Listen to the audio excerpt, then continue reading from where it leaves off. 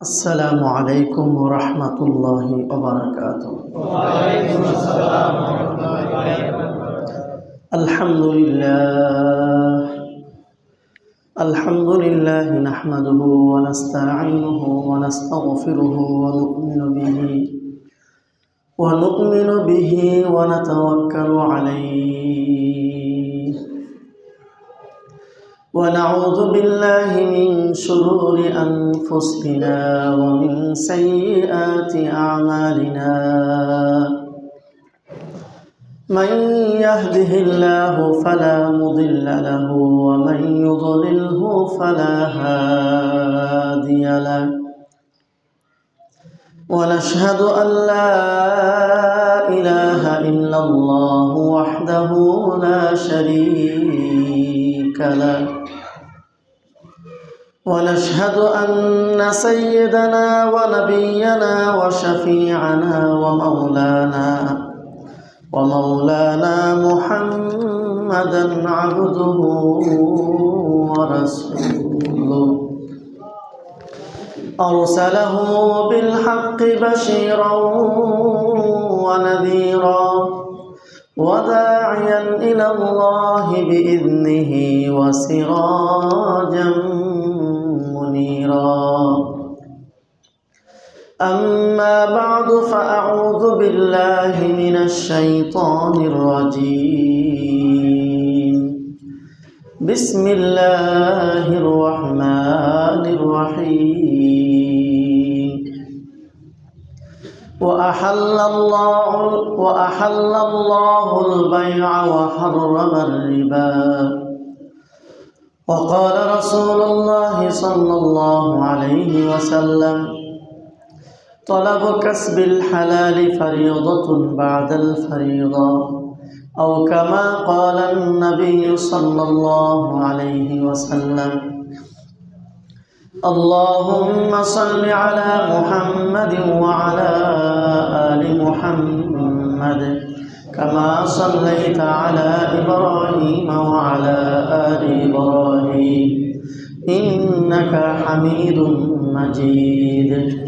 اللهم بارك على محمد وعلى آل محمد كما باركت على إبراهيم وعلى إنك حميد مجيد. بلغ العلا بكماله كشف الدجى بجماله حسنت جميع خصاله. بلغ العلا بكماله كشف الدجى بجماله حسنت جميع خصاله. صلوا عليه وآله. اللهم صل وسلم وبارك عليه. الحمد لله. মহিয়ান গরিয়ান সর্বশক্তিমান আল্লাহ রাব্বুল আলামিনের দরবারে লাখো কোটি শুকরিয়া আদায় করছি, যিনি আমাদেরকে দয়া করে মায়া করে ভালোবেসে পবিত্র জুমার দিন আল্লাহর ঘর মসজিদে জুমার নামাজ আদায় করার লক্ষ্যে সমবেত হওয়ার তৌফিক দান করলেন। শুকরিয়া আদায় করি আলহামদুলিল্লাহ। আমরা ধারাবাহিকভাবে বান্দার হক সম্পর্কে আলোচনা শুনতেছিলাম এবং এই ধারাবাহিক আলোচনার চলতে চলতে গত জুমায় ওজনে কম দেওয়া, মাপে কম দেওয়া, এই বিষয়ে কিছু আলোচনা আমরা শুনেছিলাম। আল্লাহ রাব্বুল আলামিন মানুষকে দুনিয়াতে পাঠিয়েছেন দুনিয়াতে বসবাস করার জন্য। অর্থের প্রয়োজন, টাকার প্রয়োজন। এই টাকা শুধু আমরা যারা সাধারণ মানুষ আমাদের প্রয়োজন না, নবীগণেরও প্রয়োজন ছিল। মানুষ মাত্রই টাকার প্রয়োজন। দুনিয়াতে বসবাস করার জন্য, বেঁচে থাকার জন্য রিজিকের দরকার। তো এই রিজিক অর্জন করার একটি মাধ্যম হচ্ছে টাকা।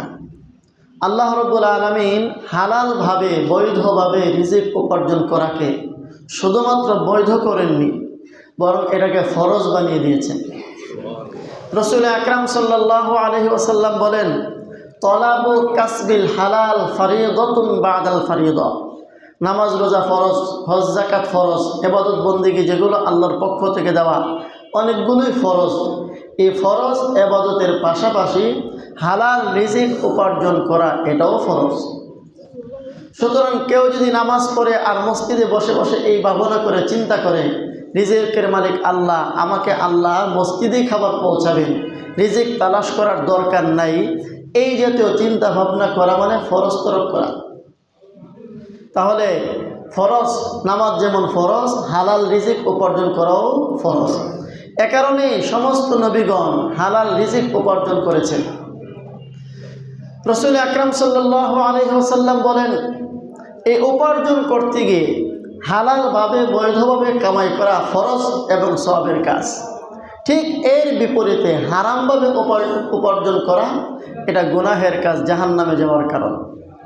নবীজি এক হাদিসে বলেন, ইয়াতি আলান নাসি জামান, এমন একটা সময় আমার উম্মতের উপর আসবে, লা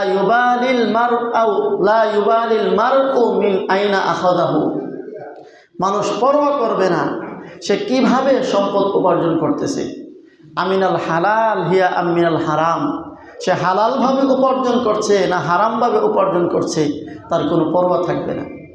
বলুন তো, নবীজি বলেছিলেন এমন একটা সময় আসবে, সময়টা কি আসছে না আসে নেই? এখন আমরা যারা সমাজে বসবাস করি, আমাদের অধিকাংশদের হালত এমন, আমরা হালালভাবে কামাই করি না হারাম, এটা আমাদের কোনো খবর নেই। এই জন্য সাধারণত হালাল উপার্জনের দুইটা ব্যবস্থা, একটা ব্যবস্থা হচ্ছে চাকরি আর একটা ব্যবস্থা হচ্ছে ব্যবসা। চাকরি করাও হালাল, ব্যবসা করাও হালাল। তবে রাসূল আকরাম সাল্লাল্লাহু আলাইহি ওয়াসাল্লামের ভাষ্য মতে ব্যবসার মধ্যে আল্লাহ তাআলা বরকত রেখেছেন। এই জন্য চাকরির ইনকাম একটা সীমিত পরিসরে, একজন মানুষ 50,000 টাকা বেতন পায়, 1 লক্ষ টাকা বেতন পায়, 5 লক্ষ টাকা বেতন পায়, এর মধ্যেই তো সীমাবদ্ধ। পক্ষান্তরে কেউ যদি ব্যবসা করে আর আল্লাহ তাআলা বরকত দিয়ে দেন, 2 বছর 5 বছর 10 বছরের ভিতরে যার সামান্য পুঁজি 10,000 20,000 1 লক্ষ টাকা পুঁজি, তাকেও আল্লাহ হালালভাবে 10 বছরে কোটি টাকার মালিক বানিয়ে দিতে পারে। এটা হচ্ছে সবচেয়ে বরকতময় ব্যবস্থা, যার নাম হচ্ছে ব্যবসা। এজন্য প্রায় সমস্ত নবীগণ ব্যবসা করেছেন, সাহাবায়ে কেরাম ব্যবসা করেছেন।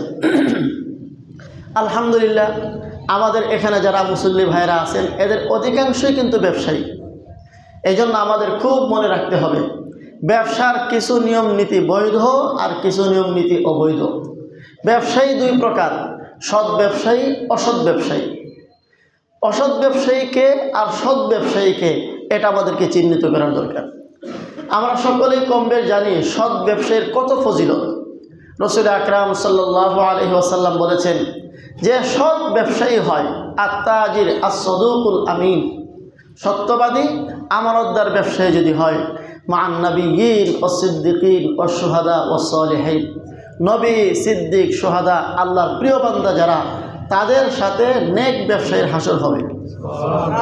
তাহলে নেক ব্যবসায়ীর ফজিলত আছে না নাই? ব্যবসা করা এটা শুধুমাত্র দুনিয়া উপার্জন নয়, এটা আখিরাত কামাই। এক বুজুর্গ ছিলেন, তিনি বলতেন, আমি কোনোদিন খানা খাই না। কেউ প্রশ্ন করলো, কেন খানা খান না? এর কারণ হলো, আমি যখন খানা খাই মূলত আল্লাহর হুকুম মানার নিয়ত করিনি। আল্লাহ তাআলা বলেছেন, কুলু ওয়াশরাবু, খাও পান করো। যেহেতু আল্লাহর হুকুম, আল্লাহ আমাকে হুকুম দিয়েছেন খাও পান করো, তাই খাওয়ার আগে আমি এই নিয়ত করি আমি আল্লাহর হুকুম মানতেছি। তাহলে তোমরা যেমন খাও আমি এমন খাই না, আমি আল্লাহর হুকুম মানি, সুতরাং আমার খাওয়াটা ইবাদত। তাহলে বোঝা গেল, মানুষ যখন ব্যবসা, চাকরি ইত্যাদির মাধ্যমে দুনিয়া কামায়, বাহ্যিকভাবে দুনিয়া কামাচ্ছে, আসলে তিনি কি কামাচ্ছেন? আখিরাত কামাচ্ছেন। তবে কিছু শর্ত নিয়ম নীতি আছে না নাই? আমি আজকে আলোচনা করব ইনশাআল্লাহ অসৎ ব্যবসায়ীর কিছু দোষ, অর্থাৎ যেই সকল দোষগুলো থাকলে মানুষ অসৎ ব্যবসায়ী হয়, যেই ব্যবসার মাধ্যমে মানুষ জাহান্নামের দিকে যায়, এই দোষগুলো সম্পর্কে আলোচনা করব। আমরা একটু হিসাব মেলানোর চেষ্টা করব এই দোষগুলো আমাদের মধ্যে আছে কিনা। যদি থাকে আমরা নিয়ত করে ইনশাআল্লাহ তওবা করব এবং এই দোষগুলো আজ থেকে বাদ দেব। নিয়ত করতে পারি কিনা ইনশাআল্লাহ? এই জন্য ব্যবসায়ীর ফজিলত আছে অবশ্যই, সব ব্যবসায়ীর নয়। কোন ব্যবসায়ী? সৎ ব্যবসায়ী, নেককার ব্যবসায়ীর জন্য। কোন সকল দোষ থাকলে আর নেককার ব্যবসায়ী হয় না? অসৎ ব্যবসায়ী হয়ে যায় আমাদের জানা থাকার প্রয়োজন। গত 2 জমা 2টা বিষয় নিয়ে আলোচনা হয়েছে। একটা ছিল জুলুম আর একটা ছিল ওজনে কম দেওয়া। এই 2টাই হচ্ছে অসৎ ব্যবসায়ীর 2টি গুণ। ওজনে কম দেওয়া, যারা অসৎ ব্যবসায়ী তাদের একটা বৈশিষ্ট্য হচ্ছে ওজনে কম দেয়। আপনি 2 কেজি আপেল কিনতে গেছেন, দেখবেন সুন্দর করে আপনার সামনে দেখাইতেছে 2 কেজি আপেল, যে প্যাকেটের পিছনে একটা আপেল রেখে দিছে, প্যাকেটের বাইরে দেওয়ার সময় টান দিছে, এখন দেখা যাচ্ছে ঠিকই 2 কেজি। এর মধ্যে আবার যখন পুটলা করে আপনাকে দিচ্ছে একটা আপেল রেখে দিছে। এমন হয় কি হয় না? তাহলে কি করলো? ওজনে মাত্র একটা আপেল কম দিল। এ সম্পর্কে গত জুমায় আলোচনা করেছিলাম। আল্লাহ তাআলা বলেছেন ওয়াইলুল লিল মুতাফফিফিন, যারা ওজনে কম দেয়, মাপে কম দেয়, এদের জন্য ধ্বংস, অর্থাৎ এরা জাহান্নামী। ওরা ব্যবসা করছে না, ওরা এক একটা ব্যবসার মাধ্যমে জাহান্নামের দিকে এক এক কদম করে অগ্রসর হচ্ছে। এই জন্য যারা ব্যবসা করি আমরা পাক্কা নিয়ত করি ইনশাআল্লাহ আজ থেকে জেনে শুনে মাপে কম দিব না। নিয়ত করতে পারি কিনা ইনশাআল্লাহ? 2 নম্বর অসৎ ব্যবসায়ীর দোষ, 2 নম্বর হচ্ছে জুলুম করা। এ বিষয়ে গত জুমায় আলোচনা হয়েছে বিস্তারিত। গত জুমার আগের জুমায় আলোচনা হয়েছে জুলুম করা। জুলুম কিভাবে করে? জুলুম বিভিন্নভাবে আমরা করতে পারি। যারা আমরা ব্যবসা করি জুলুম বিভিন্নভাবে করতে পারি। যারা মাছ ব্যবসায়ী, উপর দিয়ে কিছু ভালো মাছ, নিচে দিয়ে কিছু পচা মাছ, ভালো মাছ দেখায়া পচা মাছ দিয়ে দিলাম, জুলুম হইল কি হইল না?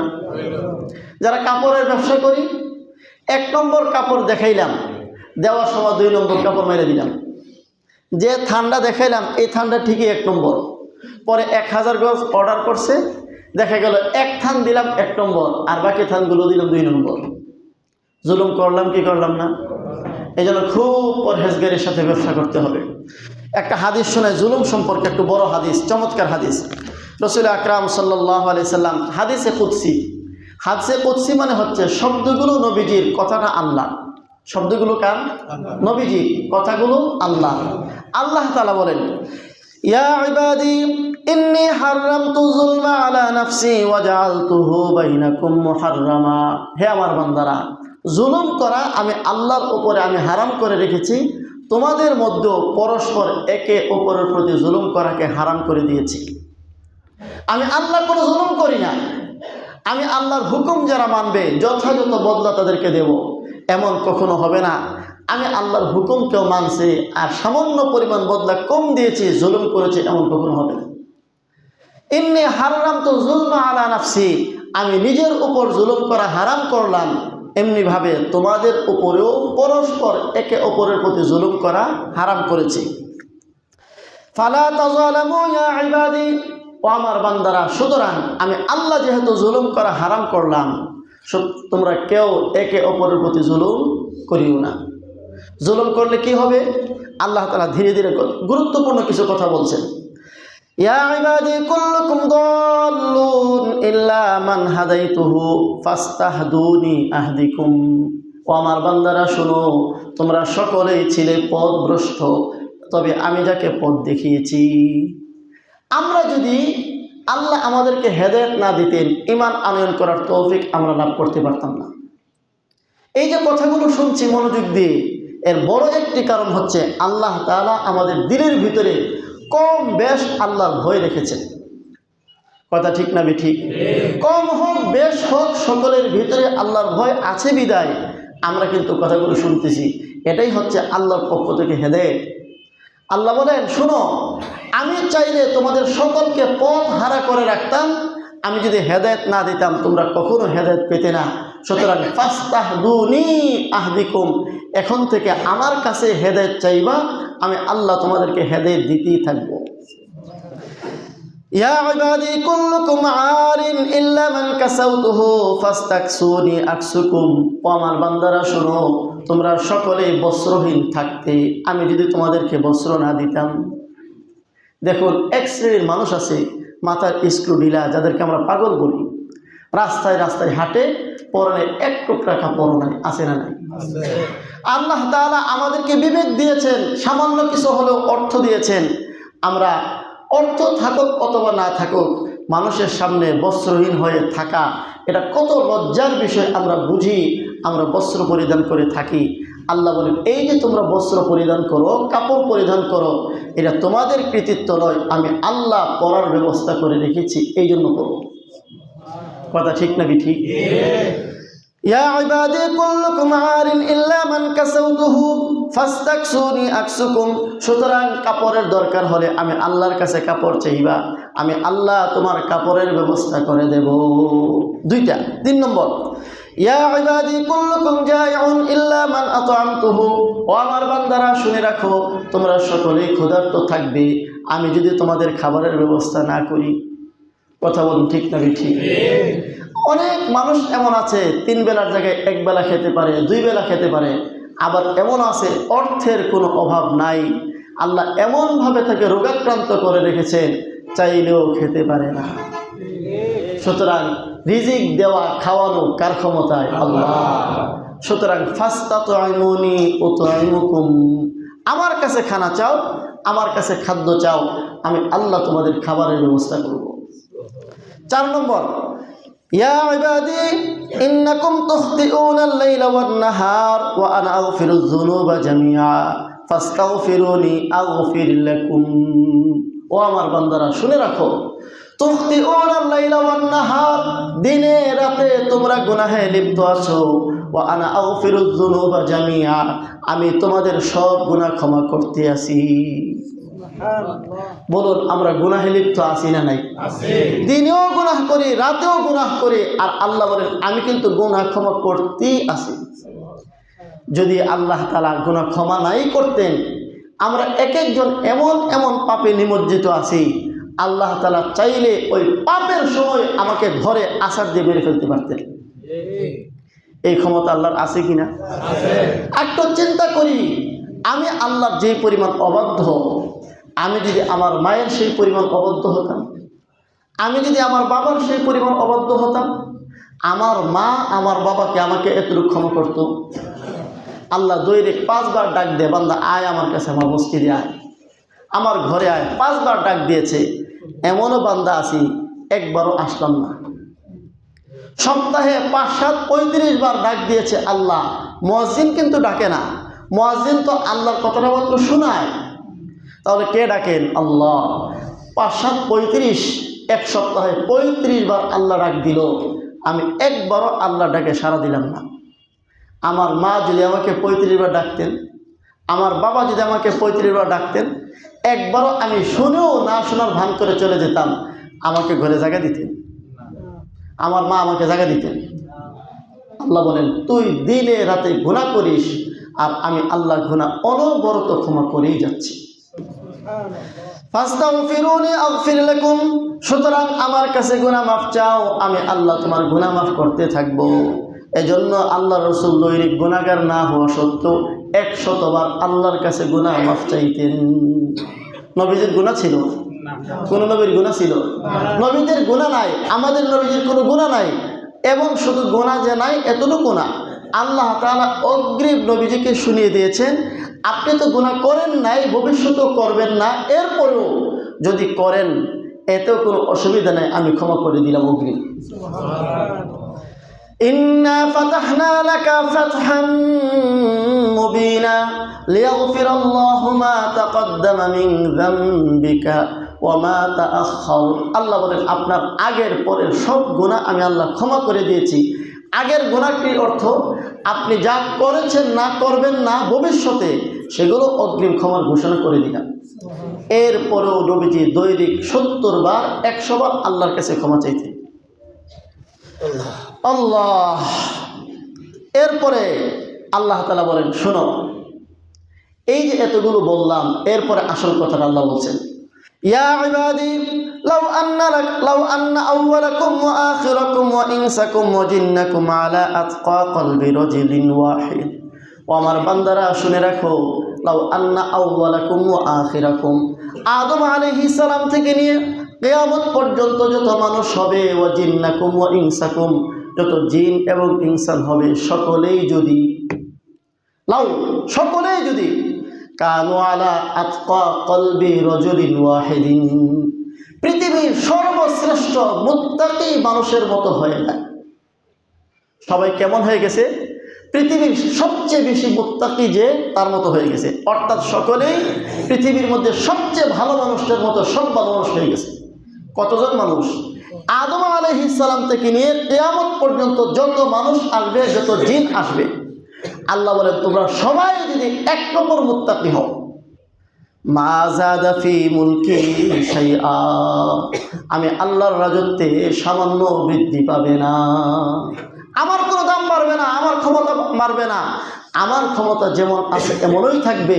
তোমরা যদি মুত্তাকি হও তোমাদের লাভ হবে, মুত্তাকি না হও আমার কোনো লস নেই। বলুন তো আল্লাহর কোনো লস আছে? এরপর আল্লাহ বলেন ওয়ালাউ আন্না আউওয়ালাকুম ওয়া আখিরাকুম ওয়া জিন্নাকুম ওয়া ইনসাকুম আলা আফজারি কলবি রাজুলিন মা নাকাসা মিন মুলকি শাইআ, তোমাদের আদম নবী থেকে নিয়ে কিয়ামত পর্যন্ত সকল মানুষ যদি পৃথিবীর সবচেয়ে নিকৃষ্ট পাপিষ্টের মতো হয়ে যায়, সবাই পাপিষ্ট, কেমন পাপিষ্ট? সবচেয়ে নিকৃষ্ট পাপিষ্ট লোকটির মতো যদি হয়ে যায়, আল্লাহ বলেন এতে আমার রাজত্বের মধ্যে সামান্য পরিমাণ কমবে না।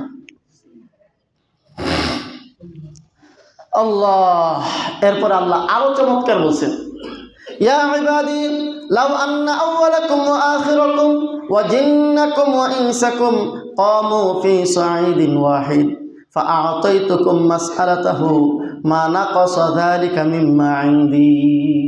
ও আমার বান্দারা, তোমাদের আদম নবী থেকে নিয়ে কিয়ামত পর্যন্ত সকল জিন এবং ইনসান এক মাঠে জমা হয়া তারা যদি প্রত্যেকে তাদের চাওয়া আমার কাছে চাইতে থাকে, তাদের দাবি আমার কাছে করতে থাকে, সকল মানুষ একসাথে মিলে, আর আতাইতুকুম মাসআলাতাহু, প্রত্যেকের দাবি আমি পূরণ করে যে যা চাই তাই আমি দিতে থাকি, তোমরা কি মনে করো আমার রাজত্ব কিছুটা কমবে? কি বলেন কমবে?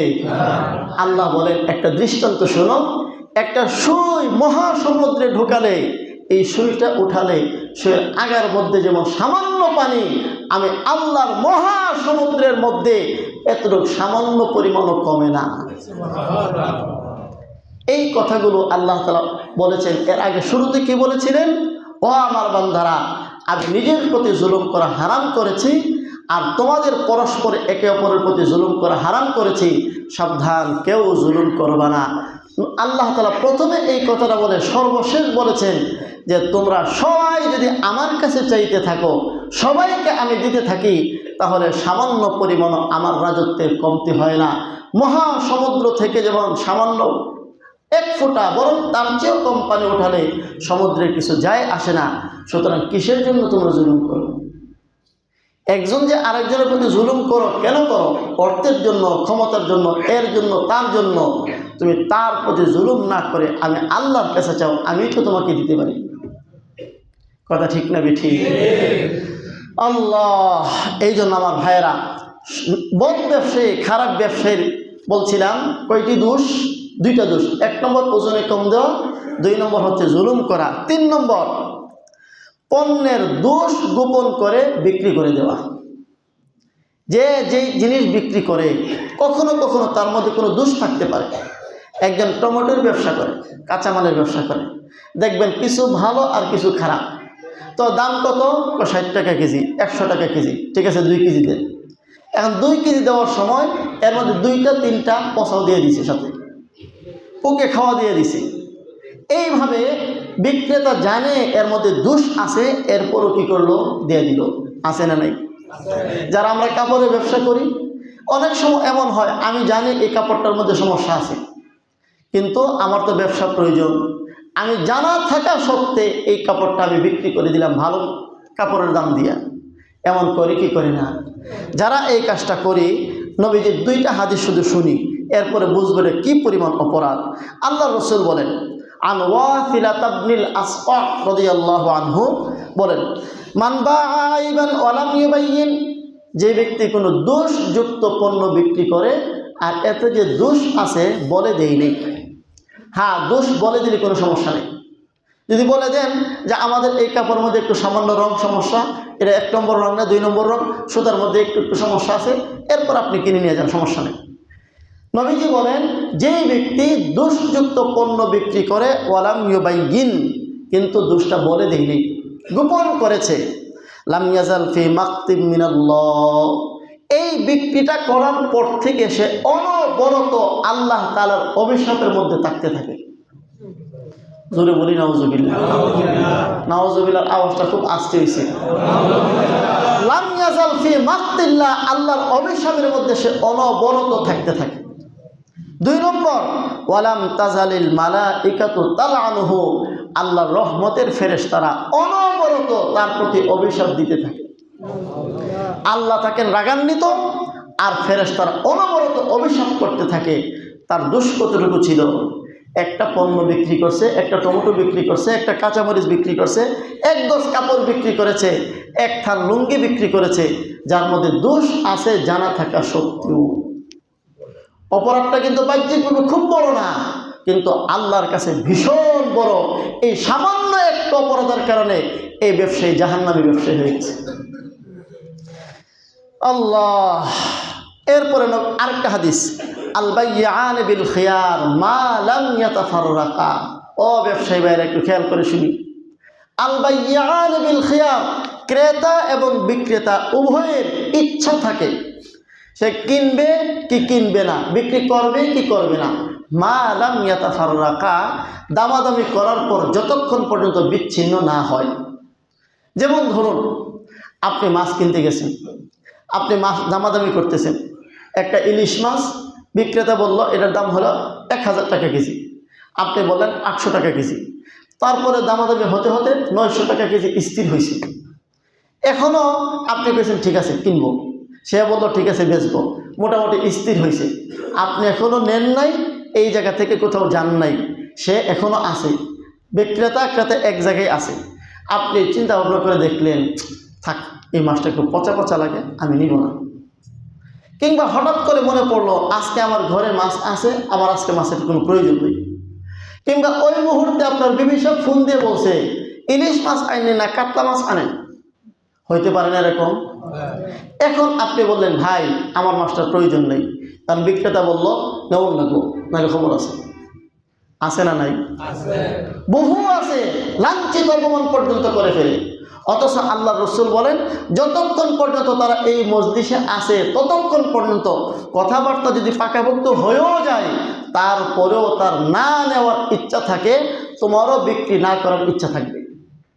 যেমন ধরুন, বিক্রেতা চিন্তা করলো যে এটা 900 টাকা বিক্রি করে দিব। যে বীজ বিক্রি করতেছিল সে হলো মূল ব্যবসায়ীর ছেলে। হঠাৎ করে মূল মালিক আসছে, আয়সা করতে এটা কত বেচছস? 900 টাকা। দূরও বিকুক, এটা 900 টাকা কেজি না, এটা অন্তত 1200 টাকা কেজি বিক্রি করতে হবে। এবং সে বলে ভাই আমি পারতাম না।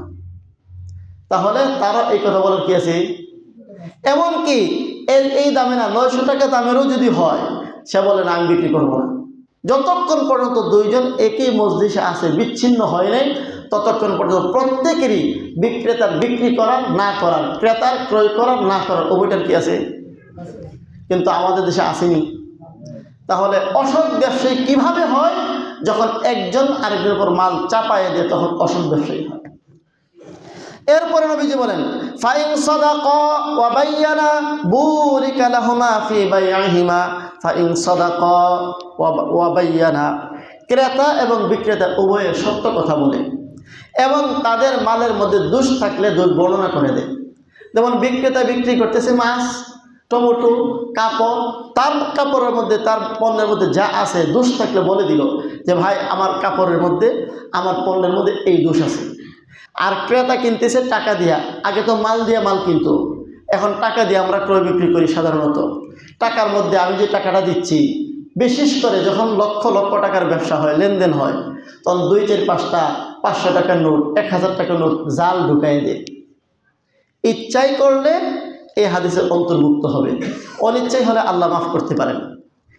নবীজি বলেন ফাইন সাদাকা, উভয়ে যদি সত্য বলে, অবাইয়ানা এবং দোষকে প্রকাশ করে দেয়, তাহলে বুরিকা লাহুমা ফি বাইইহিমা, তাদের ক্রয় বিক্রয়ের মধ্যে আল্লাহর পক্ষ থেকে বরকত দেওয়া হবে। ওয়াইন কাযাবা ওয়া কাতামা, আর যদি তারা মিথ্যা কথা বলে এবং দোষ থাকলে দোষ গোপন করে, কিভাবে গোপন করে? 1 লক্ষ টাকার বান্ডিল, এর মধ্যে একটা বা দুইটা নোট আছে জাল 2000 টাকা বা 1000 টাকা। তাহলে আমি জানি এখানে দুইটা নোট কি আছে, জাল আছে। আমি চিন্তা করলাম 1 লক্ষ টাকার ভিতরে 1-2টা ঢুকাই দিলে আমার আর কি ক্ষতি হইব, সে পুরোপুরি দেখে নিতে পারবে না, দিয়ে দিল।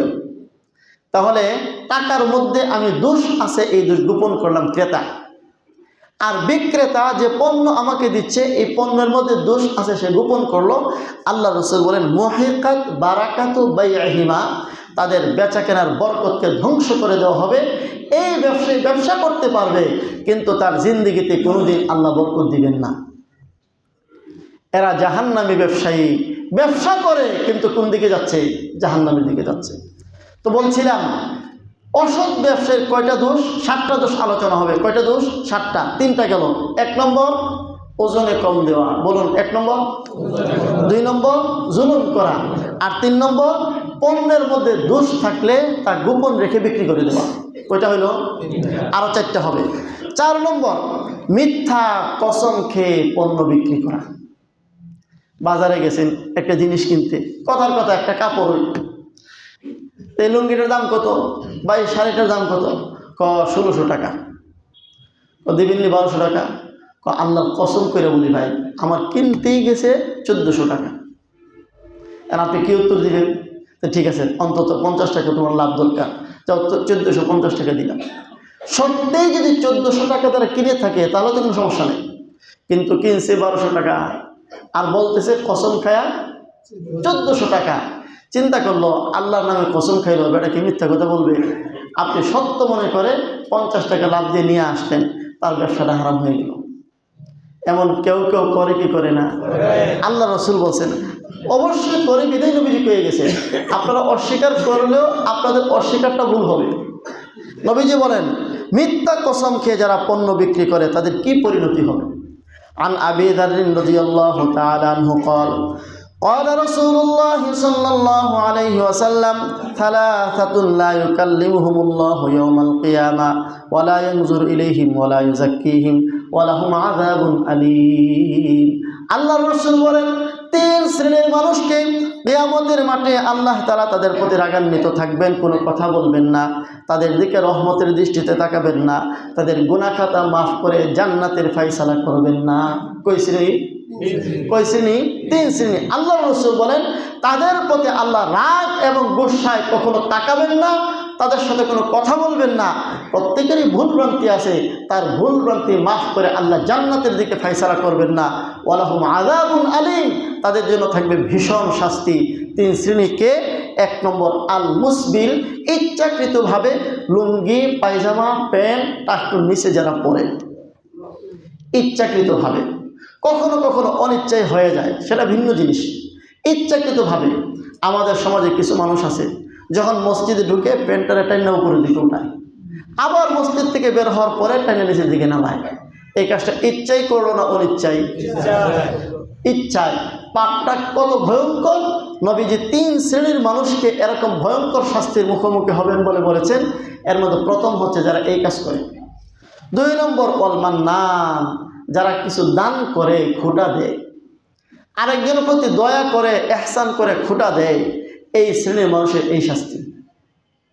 দেখবেন কিছু আছে উঠতে বসতে আমি দান করি, আমার টাকা দ্বারা মসজিদ চলে, আমার টাকা দ্বারা মাদ্রাসা চলে, আমি যদি এটা না করতাম তাহলে তারা কেমনে চলতো? আছে না নাই? এইভাবে যারা কথা বলে তাদের এক একটা কথার কারণে তাদের সমস্ত দান নষ্ট হয়ে যাচ্ছে। আল্লাহ কোরআনে বলেন ইয়া আইয়ুহাল্লাযীনা আমানু লা তুবতিলু সাদাকাতিকুম বিল মান্নি ওয়াল আযা। বিল মান খোঁটা দেওয়ার মাধ্যমে, ওয়াল আযা কষ্ট দেওয়ার মাধ্যমে। খোঁটা দিলে কষ্ট দিলে দান নষ্ট হয়ে যায়। শুধু নষ্ট হয়ে যায় এমন না, এই হাদিসের মধ্যে নবীজি বলেন যারা কেউ কারো প্রতি ইহসান করলো, দান করলো, অনুগ্রহ করলো, খোঁটা দিল, কিয়ামতের মাঠে আল্লাহ তার সাথে কথা বলবেন না, তাকে পবিত্র করবেন না এবং তার দিকে তাকাবেন না, তার জন্য জাহান্নামের শাস্তি। 3 নম্বর ওয়াল মুনাফিকু সিলআতাহু বিল হালিফিল কাযিব, মিথ্যা কসম খেয়ে যারা পণ্য চালায়া দেয়, যারা আমার আজকের আলোচ্য বিষয়ের অন্তর্ভুক্ত। মিথ্যা কসম খেয়ে যারা পণ্য চালায়া দেয়, বিক্রি করে ফেলে সম্পদ মাল, আল্লাহ রাসূল বলেন এদের শাস্তি হচ্ছে কিয়ামতের দিন আল্লাহ তাআলা তার সাথে কথা বলবেন না, তার দিকে তাকাবেন না, তাকে পবিত্র করবেন না, তার ঠিকানা হবে জাহান্নাম। হাদিসের মধ্যে একটা ছোট্ট ঘটনা আছে। এক ব্যক্তি বাজারে তার পণ্য নিয়ে উপস্থিত হলো। আন্না রাজুলান আকামা সিলআতাহু ওয়া হুয়া ফিস সুক, বাজারে সে তার পণ্য নিয়ে উপস্থিত হলো। এরপরে যখন কেউ তার কাছে দাম জিজ্ঞাসা করলো, যেমন ধরুন একটা গরু নিয়ে বিক্রি করতে গেছে মাধবদী গরুর হাটে, এখন মাত্র সে বাজারে গেল, এখন পর্যন্ত কোনো কাস্টমার তাকে কিছু জিজ্ঞাসা করেনি। এই প্রথম কাস্টমার আসলো, আয়সা বলল গরুর দাম কত ভাই? গরুর দাম 1,20,000 টাকা। তো ক্রেতা চিন্তা ভাবনা করে বললো এটার দাম 70,000 টাকা দিন। তো দৌড় মিয়া একটু আগে একজন আয়সা গেল, সে 80,000 টাকা বলে গেছে, আমি তার 80,000 টাকাও দেই নাই, তোমার কাছে 70,000 টাকা বেচতাম। আছে না নাই? ঠিক নবীর জমানায় এমন ঘটনা ঘটছে, নবীর জমানায়। তো আল্লাহ রাসূল সাল্লাল্লাহু আলাইহি সাল্লাম বলেন এক ব্যক্তি তার বাজারে পণ্য নিয়ে উপস্থিত হলো, আর কেউ যখন তাকে দাম জিজ্ঞাসা করলো, সে বলল লাকাদ আতা বিমা লাম ইউতা, অথবা লাকাদ উতিয়া বিমা লাম ইউতা। সে বলে দিল এই দাম তো আমাকে আরো আগ থেকে দেওয়া হয়েছে, আমি তো বরং এর চেয়ে বেশি দাম আমাকে দেওয়া হয়েছে, আমি দেই নাই, তোমাকে কেমনে দিতাম? কেন এই কথা সে বলে? লিউকিয়া রাজুলাম মিনাল মুসলিমিন, কোন মুসলমানকে ধোঁকা দেওয়ার জন্য। যারা এই কথাগুলো বলে, কেন বলে? নবীজি কেন বলেছেন কেন এই কাজটা করে? মুসলমানকে ধোঁকা দেওয়ার জন্য, দাম বাড়িয়ে বিক্রি করার জন্য এই কাজটা করে। নবীজি বলেন যারা এই ধরনের কাজ করে তাদের ব্যাপারে আল্লাহ তাআলা কোরআনের আয়াত নাযিল করেছেন। সেটা কি? ইন্নাল্লাযীনা ইয়াশতারুনা বিআহদিল্লাহি ওয়া আইমানিহিম সামানান কলিলা, আল্লাহ রাব্বুল আলামিন বলেন যারা কসম খায় অল্প কিছু টাকা কামাই করে নেয়, মিথ্যা কসম খায়, মিথ্যা কথা বলে কিছু টাকা উপার্জন করে নেয়, যারা এই কথাটা বলল যে আমাকে তো এত দাম একটু আগে দেওয়াই হয়েছে, আমি কিন্তু বিক্রি করি নাই, সে মিথ্যা কথা বলল কি বলল না?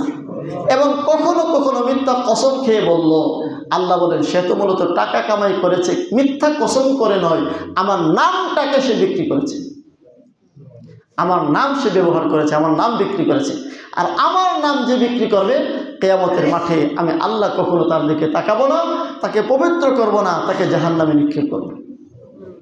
তাহলে অসৎ ব্যবসায়ের কয় নম্বর দোষের কথা হইল? 4 নম্বর। 5 নম্বর অসৎ ব্যবসায়ের দোষ ধোঁকা দিয়ে পণ্য বিক্রি করা। ধোঁকা। রাসূল আকরাম সাল্লাল্লাহু আলাইহি সাল্লাম একদিন বাজারে গেলেন, মাররা রাসূলুল্লাহ সাল্লাল্লাহু আলাইহি সাল্লাম আলা সুবরাতি তাআম, খাবারের স্তূপ, গম বিক্রেতা গম নিয়ে বসে আছে, ধান বিক্রেতা ধান নিয়ে বসে আছে, চাল বিক্রেতা চাল নিয়ে বসে আছে। নবীজি গিয়ে দেখেন তার গমের স্তূপের উপরে বড় চমৎকার গম। নবীজি হাত ঢোকাই দিলেন গমের স্তূপের ভিতরে, ফানালা আসাবিউহু বালালান, ভিতর থেকে কিছু গম টান দিয়ে বের করলেন ভিজা, উপরে শুকনা ভিতরে।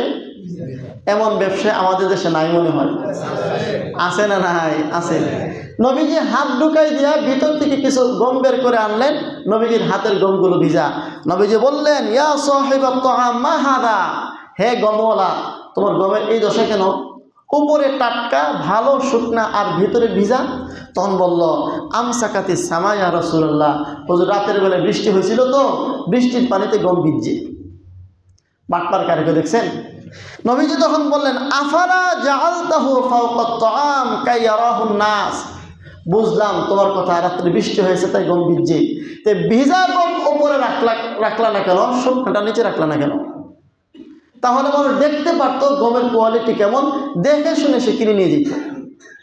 এরপর নবীজি যেই কথাটা বলেন সেটা হচ্ছে আমাদের বোঝার বিষয়, মান গশা ফালাইসা মিন্না, যে ধোঁকা দেয়, পণ্য বিক্রি করে ধোঁকা দিয়ে, সে আমি নবীর উম্মত অন্তর্ভুক্ত না, সে অন্যদের অন্তর্ভুক্ত হতে পারে, মুহাম্মদুর রাসূলুল্লাহর উম্মত এই কাজ করতে পারে না। এর অর্থ হলো নবীজি আমাদেরকে খারেজ করে দিয়েছে। নবীর উম্মতের অন্তর্ভুক্ত না থাকলে জান্নাতে যাওয়া যাবে না, এর অর্থ হলো জাহান্নামে যাচ্ছে। ব্যবসা করতেছে জাহান্নামের দিকে যেতেছে, ব্যবসা করতেছে জাহান্নামের দিকে যেতেছে। সংক্ষেপ করে শেষ করে দিচ্ছি। তাহলে কয়টা গেল দোষ? 5টা। 6 নম্বর ইহতিকার, বর্তমানে এটার খুব প্রচলন ইহতিকার। সেটা হচ্ছে সিন্ডিকেট, স্টক করে রাখা। সম্পদ ব্যবসা বাণিজ্যের মধ্যে, যেমন কাপড়ের সিজনে কাপড় কিংবা খাবারের সিজনে খাবার, বিশেষ করে খাদ্যদ্রব্য যেগুলো মানুষের নিত্য প্রয়োজনীয় বস্তু সিন্ডিকেট করে রাখা। দেখা গেছে এখন একটু সস্তা যখন থাকে প্রচুর পরিমাণে সিন্ডিকেট করে, যখন দাম বাড়বে তখন বিক্রি করবে, আছে না নাই? বরং তারা এগুলো সিন্ডিকেট করে এই জন্য যেন দাম বাড়ে, যেন দাম কি করে বাড়ে। এইভাবে মুসলমানদের পণ্য ক্ষতিগ্রস্ত করে মুসলমানদেরকে নিজের সম্পদ বাড়ানোর উদ্দেশ্যে যারা এইভাবে সম্পদ জমা করে, সঞ্চয় করে, ইহতেকার করে, সিন্ডিকেট করে, এই ব্যাপারে মাত্র 2-3টা হাদিস শোনাবো সংক্ষেপে। মা'মার বিন আব্দুল্লাহ বিন নাজলা রাদিয়াল্লাহু আনহু বলেন, লা ইয়াহতাকিরু ইল্লা খাতিউন, একমাত্র অপরাধী ছাড়া কেউ কখনো খাদ্যদ্রব্য সিন্ডিকেট করতে পারে না। 2 নম্বর, ওমর ইবনুল খাত্তাব রাদিয়াল্লাহু আনহু নবীজি বলেন, মান ইহতাকারা আলাল মুসলিমিনা তাআমাহুম, যারা মুসলমানদের ক্ষতি করার জন্য খাদ্য দ্রব্য সিন্ডিকেট করে রাখে। আমাদের দেশে আছে না? আছে। অসাধু ব্যবসায়ী, ওরা ভাবতেছে যে আমরা তো ব্যবসাই করতেছি, ব্যবসা করলে শুধু জান্নাতে যাওয়া যায় না, ব্যবসাটা হতে হয় বৈধ তরিকায়, নবীজির দেওয়া তরিকায়। এইভাবে মানুষের পণ্য দ্রব্য সিন্ডিকেট করে রাখা, আর এতে যখন দ্রব্য মূল্য বাড়ে তখন বিক্রি করা। কিনে 20 টাকা কেজি আলু আর বিক্রি করে 120 টাকা কেজি। যখন কিনেছে হাজার হাজার মন, তারা কিনে একসাথে করে ফেলেছে। এই হাজার হাজার মন কিনে ফেলার কারণেই মার্কেটে পণ্যের সংকট দেখা দিল, এখন দাম বাড়লো। সব আলু তো আমার কাছেই, আর কেউ তো বিক্রি করতেই পারবে না, সুতরাং আমি এখন 120 টাকা করে বেচব। যারা এই কাজ করে আল্লাহর রাসূল বলেন তার অপরাধী। নবীজি আরেক হাদিসে বলেন, দরাবাহুল্লাহু বিল জুজাম ওয়াল ইফলাস, আল্লাহ তাআলা চাইলে এদেরকে কুষ্ঠরোগী কিংবা ইফলাস, অভাব অনটন দিয়ে তাদেরকে আযাব দিতে পারে। অভাব অনটন, কুষ্ঠরোগ, এগুলো হচ্ছে নবীজির দেওয়া শুধুমাত্র দৃষ্টান্ত। কিভাবে আল্লাহ শাস্তি দিতে পারেন সেটা আল্লাহই ভালো জানেন। মোট কথা, এই ধরনের কাজ করা হালাল না হারাম? এই ব্যবসা হালাল ব্যবসা না হারাম ব্যবসা? আমাদের দেশের মুসলমানরা করে কি করে না? অনেক সময় এইভাবে কোটি কোটি টাকার মালিক হয়। মালিক হওয়ার পর এরপরে মাশাআল্লাহ মসজিদ করে, মাদ্রাসা করে, এতিমখানা করে, রাস্তাঘাট করে দেয়, সব ভালো কাজ করে। জান্নাত কিনা হলা? জান্নাত কিনতেছে না জাহান্নাম কিনতেছে? বলেন, জান্নাত কিনতেছে না জাহান্নাম কিনতেছে? মসজিদে দান করলেও তার গুনাহ হচ্ছে, মাদ্রাসায় দান করলেও গুনাহ হচ্ছে, কারণ উপার্জনটা হালাল না হারাম? হারাম। 7 নম্বর, হারাম পণ্য বিক্রি করা। হারাম পণ্য আমরা বিক্রি করি। একটা ফতোয়া মনে রাখেন, এটা সবাই বুঝবেন। যেই জিনিস খাওয়া হারাম তার ব্যবসা করা হারাম, যেই জিনিস খাওয়া মাকরুহ তার ব্যবসা করা মাকরুহ, যেই জিনিস খাওয়া বৈধ বা ব্যবহার করা বৈধ তার ব্যবসাও বৈধ। সহজ হিসাব, যেই জিনিস খাওয়া ব্যবহার করা বৈধ তার ব্যবসাও বৈধ, যেই জিনিস খাওয়া বা ব্যবহার করা হারাম তার ব্যবসাও হারাম, যেই জিনিস খাওয়া বা ব্যবহার করা মাকরুহ তার ব্যবসাও মাকরুহ। 2-1টা দৃষ্টান্ত দিলে বুঝবেন। বর্তমানে কিছু ব্যবসা এমন আছে যেগুলো খুব প্রচলন, আর মনে করতেছি হালাল, আসলে এটা হারাম। যেমন 2-1টা দৃষ্টান্ত দিই। যারা ইউটিউব চ্যানেল চালায়, এখানে ভালো এবং মন্দ 2টা দিক আছে। কেউ অশ্লীল সিনেমা, বিভিন্ন নাটক, খারাপ খারাপ জিনিস যার দ্বারা মানুষের চরিত্র নষ্ট হয়, এগুলো দেখা হালাল না হারাম? সুতরাং এগুলো ইউটিউবে আপলোড দিয়ে ব্যবসা করাও হারাম। এমনিভাবে সিনেমা তৈরি করা, সিনেমা তো একটা ব্যবসা, সিনেমা তৈরি করার ব্যবসা হালাল না হারাম? সিনেমা হল খুলছে, লোকজন ঢুকতেছে, ব্যবসা করতেছে, হালাল না হারাম? এগুলো দূর থেকে উদাহরণ দিলাম বোঝার সুবিধার্থে, আর আমারও পিঠ বাঁচানোর জন্য দূর থেকে উদাহরণ দিলাম। তো মোট কথা, যেই জিনিস ব্যবহার করা হারাম, যেই জিনিস খাওয়া হারাম, এই সকল জিনিসের ব্যবসা করাও হারাম। সুদ খাওয়া হালাল না হারাম? সুতরাং সুদের যে কোনো সুবিধার জন্য ব্যবসা বাণিজ্য করা হারাম। যেমন উদাহরণ হিসাবে, আমার 5 তলা একটা বিল্ডিং, নিচতলাটা ভাড়া দিয়ে দিলাম ব্র্যাক এনজিও ব্যাংকের কাছে। এরা সুদী লেনদেন করতেছে এখানে বসে বসে, আর এখানের ভাড়া আমি খাচ্ছি, হালাল না হারাম? এই তো সহজে বুঝতেছেন। এই যে দোকানের আশপাশে দোকান আছে, সেলুনের দোকান, সেলুনের বেশিরভাগ উপার্জন হারাম, আর কমের অংশ হালাল।